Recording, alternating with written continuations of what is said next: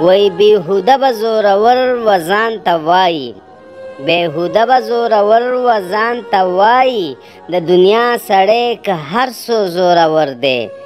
او وی هسې مه وایه چې زه یم په جهان کې، وی هسې مه وایه چې زه یم په جهان کې، پیدا کړی خدای د سر د پاسه سر دی. او وی ځینې ځینې ولیان پیغمبران کړل، ځینې ځینې یې ولیان پیغمبران کړل، نه چې هر سړی ولی او پیغمبر دی. او وی جدا نه قدر یو لال پکې پیدا شي، جدا نه قدر یو لال پکې پیدا شي، نور جهان واړه د تورو کاڼو غر دی.